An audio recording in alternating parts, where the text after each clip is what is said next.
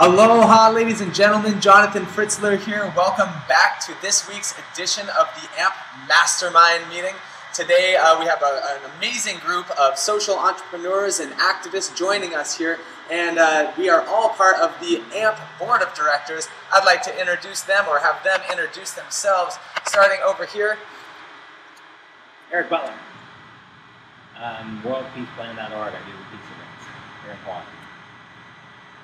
And Seth Elmer. Hello, everyone. So nice to be here. I do surftocure.org, and also I'm starting a new branch. You can find me on Facebook, Seth Elmer, and YouTube, Seth Elmer, SETHELMER, at Seth Elmer on Twitter, and I'm all about motivational speaking and just sharing educational material for the whole world to inspire everybody. Right on. And we have over here Miss Bianca Grace. Hello, my name is Bianca. I am a teacher. I like to travel and help where I can, and I'm also starting an entertainment company. Awesome. And again, my name is Jonathan Fritzler, founder of Aloha Movement Project and Education Energy. And what we're going to be doing here today, as we do every week, is sharing and broadcasting our mastermind groups that we have here from Honolulu, Hawaii, where a bunch of different social entrepreneurs come together to be able to share some of the leading techniques, best practices, and kind of support each other in our mission as we move forward towards creating our businesses to become sustainable operations that not only are sustainable financially, but really impact the triple bottom line, which is people, planet, and profit. And so really our organization is about cultivating these social entrepreneurs and cultivating sustainable business models that thrive in an international, global, online marketplace so that we can really help to encourage each other to expand our messages to people around the world and really have our greatest impact. So thank you all for joining us here today. And it's good to have our board of directors all here today. We're doing an experiment where we're actually broadcasting from all of our own computers today. So we'll be able to get really intimate with all the people who are sitting around Seth and I are sharing one table here. So what we're going to be talking about today is a topic that I believe that it impacts a lot of people, and it's about overcoming procrastination. And so we're going to be talking about that, and then we're also going to be having Mr. Seth Elmer is going to be sharing one of his amazing and powerful lectures with us today, one of his seminars called, what is it called again, Seth? Get into the ozone. Crankshaft it. Crankshaft it. Awesome. All right, so let's get into that. So basically what we're going to be talking about first today is how do we overcome procrastination? Now, the thing about entrepreneurs is that we are responsible for our own productivity. We are responsible to make stuff happen and get it done. We are responsible for not only the design and the marketing, but also projecting our message out to sales, also the infrastructure. I mean, basically, it's from start to finish. As a social entrepreneur, it's up to us to create our business. And there's many things that we often procrastinate on that can hinder us from creating a sustainable business. So I'm going to actually go over to you two over here, Seth and Eric. What are some of the things that you guys do to overcome procrastination in your businesses? First, we duplicate ourselves and combine ourselves as twins. Sounds like Mr. Manhattan. Would you like to answer that one first, Seth? Yeah, I would like to go for that. Overcoming procrastination is just really all about targeted focus. You have to put the top priority in the center of your mind, and you have to get it done right away. The next thing that I would have to say overcoming procrastination is developing consistent relationships where people can rely upon you week after week, month after month, and within that system of consistency, you deliver the goods. And those goods are what you're producing, what you're creating, what you're sharing with the world. And the more you stay on that consistency with those long-maintained relationships, it creates a very strong mental habit to where you would usually get distracted away and maybe sidetracked by something else that would cause procrastination. When the most primary important thing that you're doing is you're moving forward with your relationships. A strong business relationship that you have in the community, a strong business relationship that you have with your business circle really maintains that power of consistency. So when you can be consistent with what you do, that's the greatest eliminator of procrastination. Right on. What are your thoughts, Eric? When it comes to being procrastinating about something, to me it means that you are not excited and enthused about a topic. When you're excited and enthused about a topic, it's just fabulous. Everything about it is fascinating. It's like in a relationship between couples. It's just fascinating. You want to explore everything and know everything. And that's what it is, because your relationship with that business person, you want to become fascinated with their business. You want to explore what's this and what's that, and then get creative in thinking with them and for them, and co-creating what they want to see happen. Then you help them to produce that. For your own personal business, it's the same thing you do. You become fascinated with your goals. You become fascinated with the next thing that you have at the top of your list. You become fascinated with making a very orderly list. And you work it from the top down. And it's just fascinating with the results. And then as you build on that over and over again, pretty soon, that's the thing you change your business. Amen. Thank you so much. Let's move on to Bianca. Bianca, what are some of the things that you do? I mean, you're an educator. You're also an entrepreneur. What are some of the things that you do to be able to overcome procrastination? Well, I'm also getting my master's right now. So working full-time, working my master's, it's really difficult. So one thing I try not to do is go home. Because I know once I go home, I'm going to want to lay down and relax. So if I can go to a coffee shop, I can be more in the zone, and I don't have the temptation. I'll go, oh, maybe I'll just watch a little bit of TV, maybe I'll relax. Once you do that, you're done. You're not going to get up. And I also have made a habit, if I have any important phone calls, any emails, I do it while I'm in between jobs and meetings. So for example, I had to make an important phone call today. This morning I worked from 8 to 5. So on the way here, I made 2 phone calls while I was walking. So it's just finding those little spaces in between your day where you can do small things. Right on. Thank you so much for sharing that. I just want to say a couple things. First of all, for me, one of the biggest things that I think that Eric might have touched on is about the list. And having a list is probably the most effective technique to overcoming procrastination. And it's really about having a list that you attend to every day. So it's something that you set, maybe even if it's just 3 goals. 3 goals towards whatever your big vision is. So for me right now, I'm finishing my newest edition of my book, For Education Energy, and that's something that is my highest priority, yet at the same time, I've got all these other gigs on the side that I'm doing for freelancing, web design, video production, graphic design. So these are also priorities that I have. So how do I manage that? And how do I not put my book on the back burner? Because ultimately, my goal is to create this education organization so that my book is working for me and I'm selling my book and I'm not having to do freelance gigs. I'm actually working for myself, working for my own vision. So my advice to you, to anyone out there watching, and to our board, is to always accomplish at least one thing. Just one thing throughout the day that you can do to just get you a little bit closer. Even if it's just one little thing, do it and make sure you do one thing every day, because when you achieve that, when you attain that one little goal, it makes you feel so good.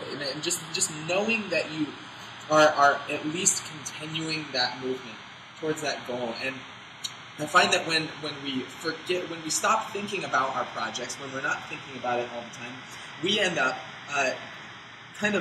putting our mind into other projects, and we kind of start to lose track of where we were on our other projects. So I wanted to share this one thing. Stephen Covey talks about in his book, The 7 Habits of Highly Effective People. He talks about something called the circle of influence and the circle of concern. Now, I drew up this little diagram here, and so on the outside, the big circle, this is the circle of concern. This is what you're concerned about. So for me, my circle of concern would be finishing my book and starting a sustainable business that's online and is operating on its own. Now, on the inside, you have your circle of influence. And the circle of influence is completely dependent on how much energy you are putting into that inside circle. So if you want to expand that circle, what do you guys think, what do you think that we can do as individuals, what do we need to do in order to expand this circle of influence? And I will start us off by saying one thing that I do is by doing one thing per day. Doing one new thing per day. What is something that you guys do to expand your circle of influence? And we'll start back with you guys. Well, Seth, you went first last time. Yeah, take it away. Okay. What I'm doing currently is to work out at the gym. It's that simple. I needed to put it in at some point in my life. My daughter, who works at this one particular gym, for my birthday, I gave myself 3 months at that gym. So now I sit here in front of you with my muscles, feeling it, and but every day now I'm putting in an hour to 2 hours of something to help my physical. Because all across the board, every dynamic is in place and moving forward. And the only thing between where I am right now and where I intend to be is how long I look. And you look good. You look really good. And you know what you're talking about. For me, circle of influence is just absolute and complete, total, pure creativity. If I can just stay in that mode of creativity, as far as like editing videos and producing YouTube videos, working on graphic design, writing, poetry, putting together selfie documentaries. If I've got those mental wheels in motion constantly, that's where the magic is. And I think that influence, I think people within that circle of influence, they can sense that. You can always sense when someone is on a creative high. You can always sense it in your conscious grid. And we have this natural attraction towards artists who are in that artistic altitude when they're really elevated. So that's the primary. The second one I definitely would agree with you is the body. You gotta put good stuff in the body, and you gotta exercise it and work out regularly. You gotta jump in the ocean. For me, I just love surfing. I love teaching surfing, and also just being really creative. And after this, I'm probably going to go to Down to Earth and have some really good adventure food too. Awesome! Thank you guys for sharing. Bianca, how about you? What are some of the things that you do to expand your circle of influence? Honestly, for me, it's people. I think the relationships you build are some of the most important things. I've found that by talking about my projects, telling people what I'm doing, being genuinely excited about it, being genuinely interested in other people, you naturally find the connections that you need. And it's not just about finding the connection, it's about keeping it. Even if you feel like your project's not in a good place, send them an email. Hey, just want to let you know, I'm doing this, how are you doing? And by keeping those contacts, they'll remember you. Oh, Bianca, my friend is in the entertainment industry. They do all of the parties on the island. Let me hook you up. That happened to me. I got invited to a party where all the major DJs, all of the people who do all of the events on the island were there, and I got all of their numbers, and now they're willing to help me on my project. Are you going to invite us to your party? No, I didn't. No, it was a couple weeks ago. They put me on a list. Nice. So, she's on the list. Yes. She's been enlisted.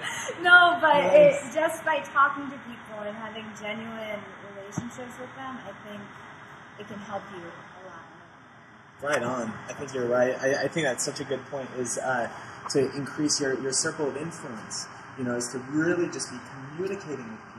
And, I think that's the big takeaway from not only today, but from Stephen Covey's 7 Habits, is communication. Communication and communicating with people is the biggest way to expand your circle of influence, because ultimately, other than expanding your influence in your own life, which is the first half of the book, is expanding. How do you expand in your first? How do you expand how do you become more effective in your personal life? And then the second half is about your interpersonal life. And communication is so big. And another, what you really want to focus on is where you are putting energy. And that is how you really expand your circle of influence in your circle of concern. It's how are you putting energy, whether it be communication, whether it be time or hours into your book or in your body of work, whether it be research on what you want to become a master of, whatever it is, how are you increasing this circle to become not only as big as your circle of concern, but bigger? How do you expand your influence beyond your concerns so that you become, it's that tipping point, So, and I think that once we hit that tipping point, once you're able to transcend from only the thought of, like, oh, I wish that I could be able to be the best at something, or I wish that I could, achieve this goal, to actually doing it, putting in that energy, and then all of a sudden you hit this tipping point.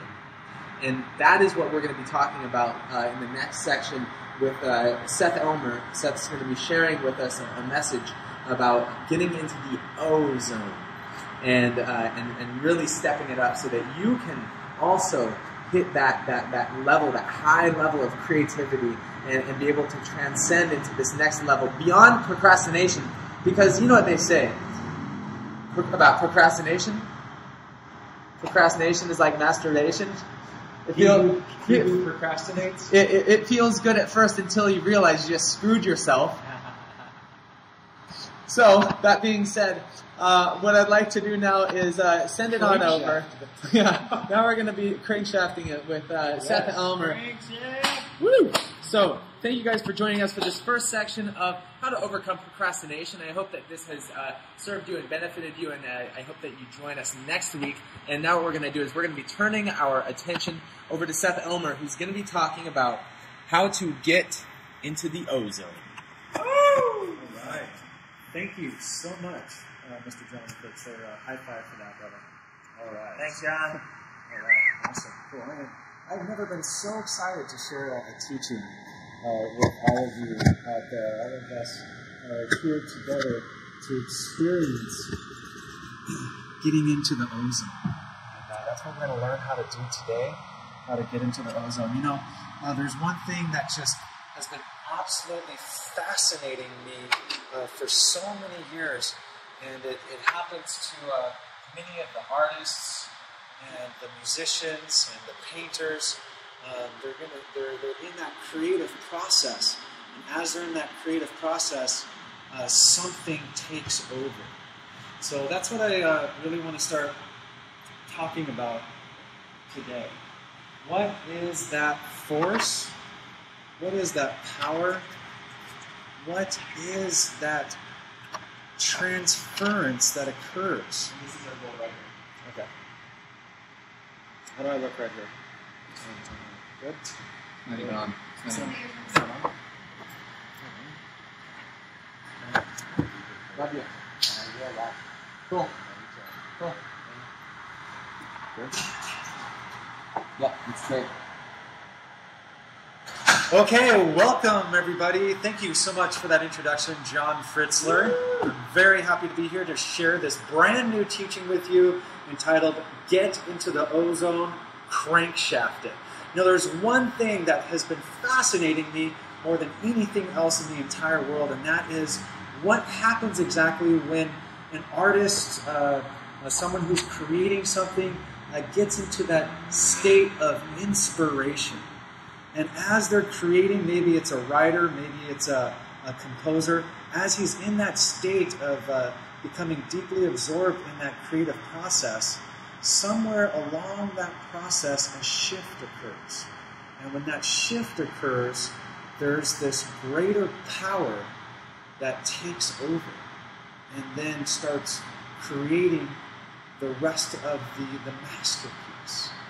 And I was always fascinated, what exactly is that? You, as the individual, start this writing process, you're writing or you're drawing or something, or you have this like architectural plan and you start working on it and working on it, and then all of a sudden something you transfer into another dimension, and then all of a sudden everything else melts away, and then you are just creating this stuff just comes pouring through you. It's just like rushing through you. This other, what we call this other intelligence just starts flowing right through you. And you start writing things that aren't really coming from you. They're coming from a different place. And I always was fascinated with that. And it made me think of a really powerful illustration. And whenever it's happened to me, I've always been just dumbfounded when I get into that state of writing or designing something, and all of a sudden this other force takes over, and then this other force just starts just flowing right through me. And so the best way I could describe it is what I call crankshafting. Now, right here on this photo, you'll see there's like this lever right here, and this lever is in front of this old car. Back in the olden days, they would crankshaft the engine. And as they would crankshaft the engine, they would have to keep turning it and turning it and turning it to eventually start the engine. And then once the engine started, then the person would get into the car and start driving it. And I was thinking about that as an illustration, as a way to build a teaching of what we need to do in our lives. We need to start crankshafting that engine. And so what I want to start going into, the first area that we're going to go into as far as what you need to start crankshafting is your creativity. So the creativity, what we want to do is we want to figure out when we get into that creative mode, how often, as you are getting involved in that artistic pursuit, how often does that happen to where you actually hit that transference, and then the inspirational, the other universal mind takes over and starts flowing through you? And that's where we are going to relate this to a quote by one of the greatest minds and the greatest inventors human history has ever seen. His name is Nikola Tesla. And Nikola Tesla, this is what he has to say about this other force or intelligence that works through us when we are in the zone, when we get into the zone. Here we go. He says, "My brain is only a receiver. In the universe, there is a core from which we obtain knowledge, strength, inspiration. I have not penetrated into the secrets of this core, but I know it exists. Knowledge, inspiration, and strength coming from a core in the universe." And when we start crankshafting that creativity, when we really start like turning those creative wheels, those gears in our head, what happens is that engine starts and it ignites. And as soon as that engine ignites and starts running, this core, the core in this universe, contained in this universe, pours into us knowledge, strength, and inspiration. Isn't that unbelievable? So this is what I want you to do. I want you to see your creativity as like a gear that you are crankshafting. And as you look at this gear, I want you to go through all of the activity that you are pursuing and you're intensely involved with, the activity that gets this creativity going, gets this gear going. And as we get this gear going, you're going to hit the zone. And that's what we want to get you into, that creative zone, is what I would like to call getting you into the ozone. So the ozone is when you get into that space of having that inspiration flow through you. what happens is you start, you become amazed of what is actually happening. You actually become dumbfounded that this energy is like creating these powerful works that you're transcribing, and so it makes you just say oh my, or oh wow, or oh my God, you can't believe it. You're surprising yourself. That's the state that I want you to get into. That's what crankshafting your creativity is all about. So on a scale of 0 to 10, I want you to put how powerful are you crankshafting your creativity. Then we're going to go on to the next one, your passion. Your passion. How are you crankshafting your passion and get these gears flowing and going so that you can pop into the ozone? So passion. Now with passion, what we want to do is we want to start understanding the inner self with the talents, the gifts that you have, your untapped potential, and the way that is moving right along with what you're doing on your daily life. So if you're in a profession that is actually feeding your passion, that's great.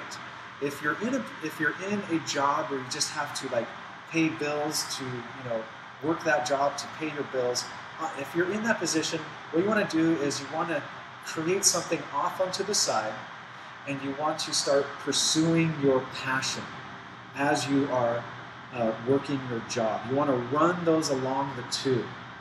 And so that's one of the most important things to do with your passion. You want to know your passion. You want to be clear on what exactly your passion is, and you need to start pursuing it. And pursuing it means you have to start crankshafting it. You have to start winding up those gears. You have to start turning those gears of that passion to where that engine ignites and starts running. And as soon as you create that power of passion in your life, that's going to pop you into the ozone. That's where you're going to just start, having this energy about you. You're carrying yourself among your social circles, your workmates. They can sense that you're a passionate person. It's like, wow, that guy's really passionate about life. He's passionate about his creativity. He's passionate about helping people. And that's one of the most important things that passion needs to be projected out of your personality. So on a 0 to 10, have you been crankshafting your passion? Next, power. Power. Now, crankshafting your power is we have to recognize all of the powers that we have within us, and we have to start creating that gear. We have to start moving that gear. So we have mental power, physical power, emotional power, spiritual power. Are we crankshafting that power? Are we turning those gears? Are we, actively involved? Are we in that intense pursuit of penetrating our intellect and our powers into this world? Crankshaft that power. So what is that number between 0 to 10? Are you crankshafting that power to get yourself into the ozone? As an athlete, getting into the zone is one of the most extraordinary experiences I have ever experienced as a former professional athlete. I want to relate to you a little story. This is one of my signing cards back when I was a co-surfer. And this is a little clip from a newspaper written by Gary Taylor. He's one of my best friends who passed away several years ago. And he wrote on a newspaper clip. And we had this amazing surf session of the Swamis on this particular afternoon competed in the newspaper. And I want to relay this story to you so that you can start really learning how to crankshaft that power in your life to get you into the ozone. So here's the story. Here we go. I remember one particular Saturday afternoon, crowded to capacity as always. But on that day, Seth Elmer achieved the impossible.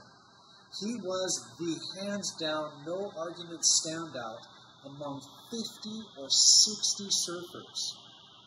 I admit at the time, watching Seth somehow catch the best wave of every set on this epic 6-foot day, pulling into barrel after barrel right in front of me, I was envious. Maybe even a little pissed. Okay, yeah, I was pissed. But later I realized I was witnessing a special moment in time when an incredibly gifted surfer was experiencing the best session of his life. He told me this a few weeks afterwards on some of the best surfing waves on the planet on that given day. Now, Seth is an aggressive surfer who will get his more than his fair share of waves if a situation warrants. But even he was blown away by this singular display of surfing genius. Pulling into yet another loping, stand-up, top-to-bottom, backdoor barrel coming through the inside, Seth had this huge smile on his face and flashed us peons on the shoulder a double P sign, not unlike Michael Jordan's famous shrug to the world during a playoff game that said, "I am in a zone and have no explanation for it." So that experience, imagine the biggest, best waves of the entire winter, and there's like 70 people out. All of the odds are against you that you're not going to be catching a lot of waves. But on this particular day, on this particular session, getting into the zone, you find this magic place. So like, even though there's like hundreds of people out, every time I paddled back out, there was just a perfect wave coming right for me, and I was just having just the best session of my entire life. And no matter what was happening for about an hour and a half, it just stayed that way the entire time. And that's what getting in the ozone, getting in the zone is all about. Athletes, when they, like with runners, they'll all of a sudden, they're running, and then they hit a runner's high. And then just... So that's what crankshafting is all about. So really think about your life. If you're an athlete, if you're in business, if you're an artist, really think about crankshafting it to the point where you have that amazing, thrilling experience of getting into the ozone, to where you're saying, "Oh my, oh wow, oh my God." That's where you got to go. That's where you got to start cranking your power, crankshafting your power to get into the ozone. Now, the last one we're going to save, the very last, is love. The love in your life. Crankshafting the love. Now, in relationships, men and women are speaking two different languages. Predominantly, women are speaking the language of love, and men are predominantly speaking the language of logic. So to start really crankshafting the love in your life, it's very important that we understand how to speak clearly those different languages towards each other. So we have to really open up the heart and make that connection. That we need to start crankshafting the love, crankshafting the heart. So right here in this area, what could I possibly do to start crankshafting my love life? What do I have to start opening up in my heart? I'm going to share with you a poem. And this poem is from a little book that I wrote, it's a little self-published book. It's got a collection of all of my poems in here. And if you're out there and you really want to start crankshafting the love in your life, and maybe you might want to read this or recite it to the one that you love, so that you can really start getting into the ozone with your love life. This poem is entitled, "My Eyes Love You." It's hard to believe what my eyes tell me in the 3 dimensions of your beauty. In every single angle all around, in every thought of you I think of, my eyes see an angel floating down from the heavenly clouds above. Whenever I look around the earth and up into all of the stars, it's truly amazing how beautiful you are.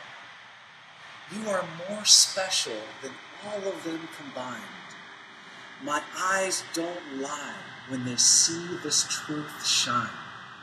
It all becomes true whenever I look at you. Whenever they gaze upon you, they tell me the shiny truth. My eyes love you. They love your every move and all the things that you do. The immeasurable magnitude of your beauty will always shine through. Forever, my eyes love you. Crankshaft the love in your life. Really speak that language of love to the one that you love. I'm going to finish off with a quote. And this quote is going to be at the very bottom here. It's going to say, for all of you out there, the moment that you realize that this is not about you will be the time when the divine shines through. We have this core out in the universe waiting for us to get into the ozone so that the divine can shine through. The mind is a machine. Crankshaft it. The body is a machine. Crankshaft it. My reality is a machine.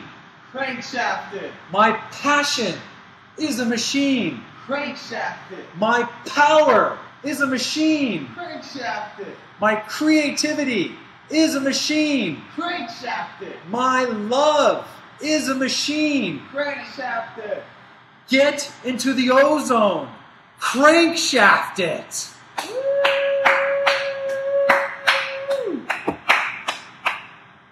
Yeah. That was awesome. That was beautiful. That was awesome, Seth. Thank you so much. Right. Cool. Wow, this is a really great... You wrote this book of poetry? Yes. This is beautiful. Wow. That is so cool. You know, this is a lot like... you know, that poem reminded me of Rumi. You know Rumi? Yeah. Rumi is an amazing poet and mystic, and he created so much work. It's crazy. I mean, he produced so much, and a lot of it was not only spiritual, metaphysical, and about the mind and about human capability, but it was actually a lot of it was about love. He wrote so much love poetry, and same with Tesla, I believe too, has a lot of poetry that he created that's out there, and so. You are truly a new world guru, my friend. I thank you for sharing that wisdom with us, and it's so good to be able to receive it and to share it with the world, with all the live stream viewers out there. We thank you so much. You know, is there anything that just particularly hit home for you? I just think everything that you touched on are four huge important aspects of life, and I think you need to have a good balance. So you can have three of them and not have one of them, and your system's going to be off. Yeah. So understanding where you lack and putting a little bit more effort into that, I think will really help. So. Definitely, and that was kind of the point. I know that Seth always has you rate your scale, right, on 1 to 10 for each one, so be sure to go through and look at which areas that you might need to work on more so that you can expand your circle of influence over your circle of concern and really be able to hit that tipping point where you're not only, no longer are we talking about procrastination, but now we are actually talking about breaking through to crankshafting it and getting into the ozone and tapping into that divine. I love that last quote is, the moment you realize that this is not about you will be the time when the divine shines through. And that's so powerful to just realize, and I know that I've been in the zone so many times. I mean, even today I was in the zone when I was just creating and writing. You know, when I start my day off, and the first thing that I do is start writing my book. When I start my day off doing the thing that, you know, could wait until the end of the day, you know, because my priorities for other people should be coming first, right? But if I just get it out of the way, then I really have that motivation. But man, I mean, when you open that up, it just feels so good, and you really open up that crankshaft. That's how it's doing. Will Smith, I love him. He has a great quote. He says, "If you want something, go for it and do it. Period. There's no excuse. Just do it." And there's a great TED Talk called "Stop Screwing Yourself Over" that I think everybody should watch because it's really motivational and explains how after a certain amount of seconds, if you don't do something, you're not going to. So when you feel that urge, just do it. Just do it. Do it. Crankshaft. Awesome. Wow. What an amazing teaching. Well, we have managed to make it through it basically on time, and we're so grateful to have all of you who are joining us out there in the world. Please comment on the video below, leave any questions or comments or ideas, any topics that you'd like us to talk about in the future. Please share this video with your friends and family, and subscribe to our email list because we send out a lot of really amazing updates and tools for anyone who's an aspiring social entrepreneur or anyone that just really wants to maximize their impact in this world. We want to help to bring to you the leading teachings, the leading mindsets, and really just the new perspective of what we can do as individuals and how we can have a positive impact in our world. And so thank you so much for joining us today. Thank you, Bianca, for being here, and thank you, Seth. Thank you both for being on the board of directors of the Aloha Movement Project. And thank you for joining us once again. And from Hawaii, aloha, everybody.